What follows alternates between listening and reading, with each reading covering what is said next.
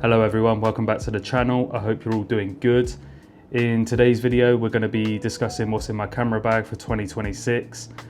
I know I'm deciding to add to the noise and join the millions of photographers who have already made a video like this, but there is a good reason. I've recently picked up a new camera bag and I think it's the best one I've used for a very long time, or if not, it is the best camera bag I've used.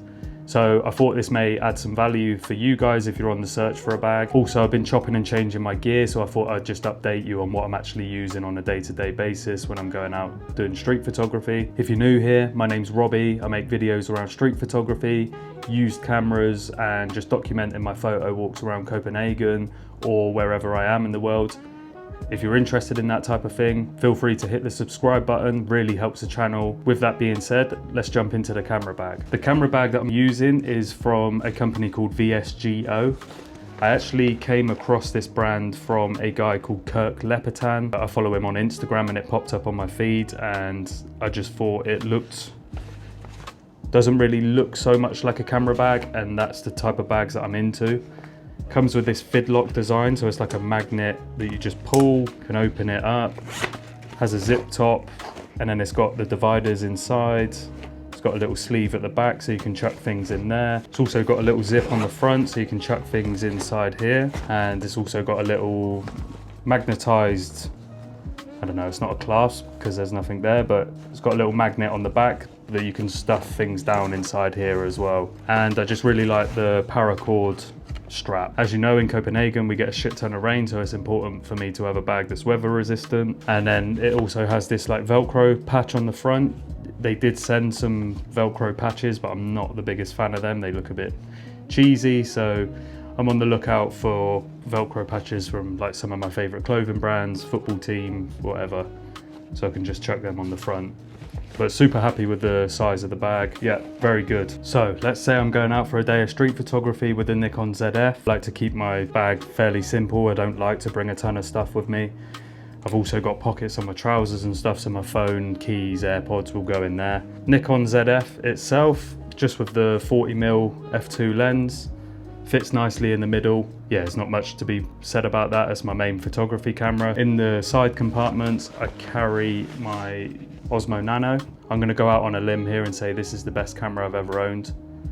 This thing is absolutely brilliant. Helps me capture POV footage, helps me capture the footage when I stick it on a lamppost or whatever if I'm out in the street, just to give a different perspective. And then I can also connect it. Shout out to my friend Rumler for this idea. So this is a small rig magic arm that I carry around. You just loosen up this dial here,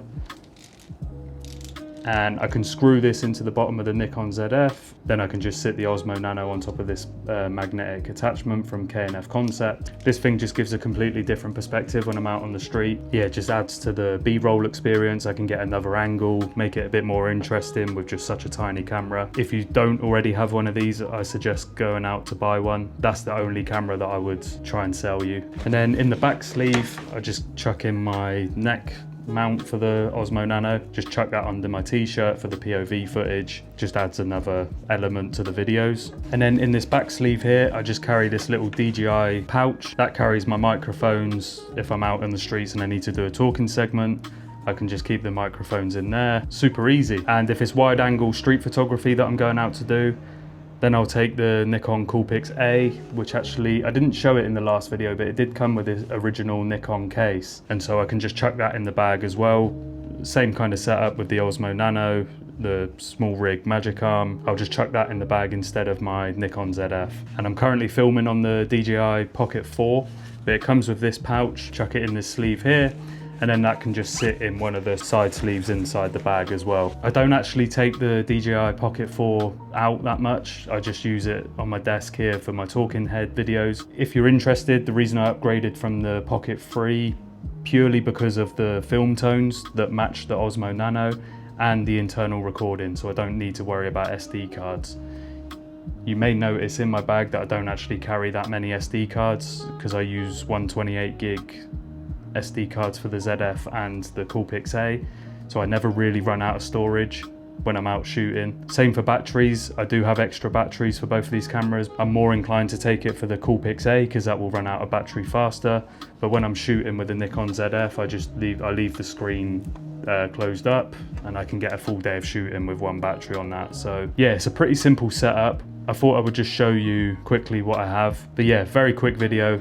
I don't want to ramble on too much about this as it's not my favorite topic to talk about, but I just wanted to show you guys what I'm actually using, as you might get a little bit of value out of it. Normal street photography videos will be returning, so don't forget to hit that subscribe button. If you did find any value from this video, please hit the thumbs up as it helps the channel a lot. I'll see you in the next video.